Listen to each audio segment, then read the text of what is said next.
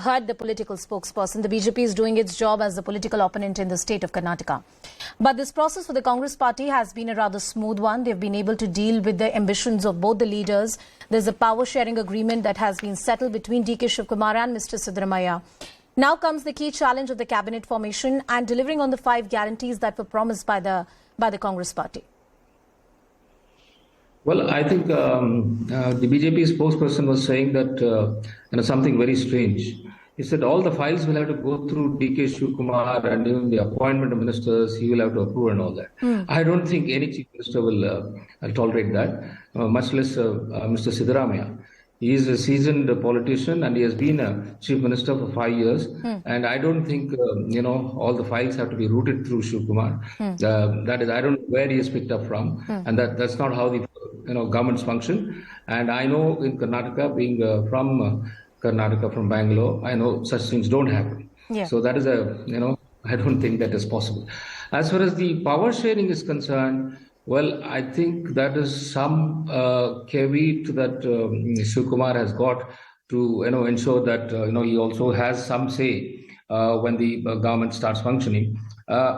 See, we have seen that those things are not really kept up. So we have seen what has happened in Rajasthan, we've seen what's happening in Chhattisgarh, and one has to see how Siddaramaiah will react. So he has been insisting that he should have 5 full years because that's a mandate given to him, and he has traveled around the state and he has mobilized all the communities behind him, and they want him to be the chief minister for 5 years. That has been his stand, and he will stick to that stand. And I don't think he will be ready to vacate after 2 years or 3 years or whatever that the so-called agreement.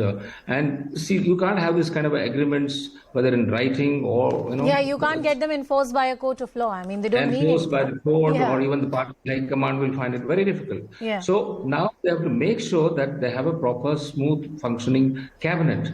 So that is where the problem lies. I mean, that's where the challenge lies, I would say.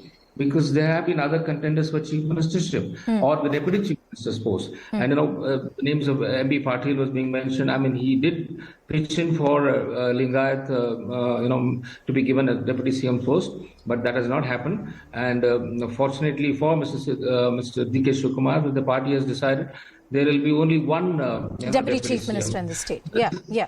Yes, because he didn't want any dilution of his own position. In fact, it is just Siddaramaiah and D K Shivkumar who really worked hard to ensure that the Congress came to power. And sir, as you pointed out, these 2 wheels will have to work more efficiently. I'll come back to you. A quick response from Mr. R P Singh. Then I want to bring in Neera and Tushar into the discussion. Mr. R P Singh. We have not forgotten that National Advisory Committee which Sonia Gandhi used to head, and how files used to move from the PMO to the 10 Janpath for approval. And this, not me saying this, are recorded by the people who were part of the team that time. So, but as far my information goes, I still stand by my word that the government will be finally run by D K Shivkumar only. Mr. Siddaramaiah only a mask or a mascot to be kept for 2.5 years. All right. I take that point that you're making. Neera Chowdhary, coming to you, ma'am. Do you see this government working smoothly and governance delivered to people as the mandate has been? This has been a very decisive mandate in the favor of the Congress party, and people don't want any kind of fractured government right now or a coalition government.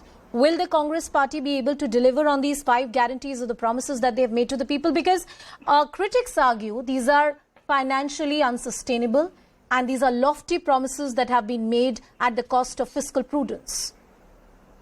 Look, on day one, I would not like to look at the problems. I think they have successfully solved the leadership, a very tricky leadership issue. I agree, yeah. Congress has displayed its old deft touch. And this is very reassuring to people, Congress supporters all over the country. People were watching very, very carefully. They have solved the problem of number 1, number 2.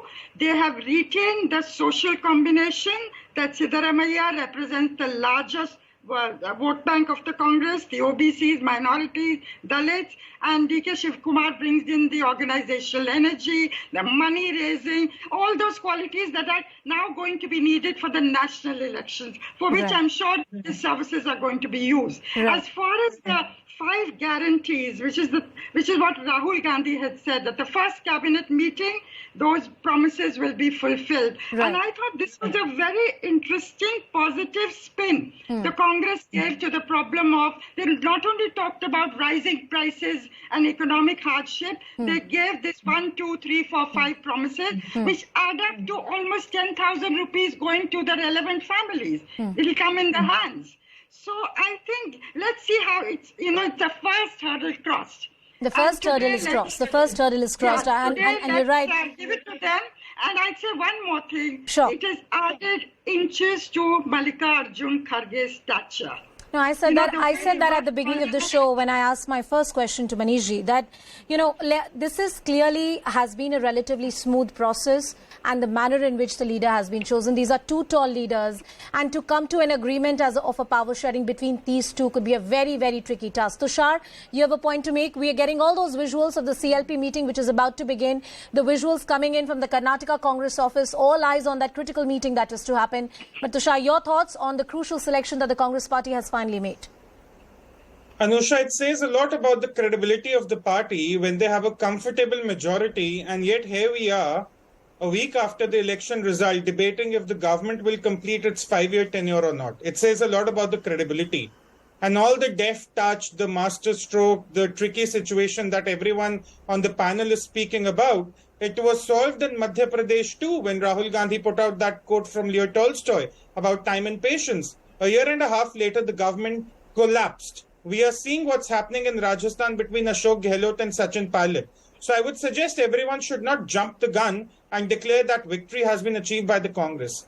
But I'm worried about the future of Karnataka, Anusha, because one, they have inherited, or rather voted, a political confusion, because you cannot be having an array of deputy chief ministers. If you have a comfortable mandate, you need a strong leader, which you have in Siddaramaiah. You need to decide on your deputy chief minister. But what we have been hearing for the last few days is about every community wanting a step in the door, wanting to have a share at some of the cabinet berths. But Tushar, isn't that very symptomatic or very typical of whenever government formation happens, that each leader who has worked for the party would want something, in return from the party?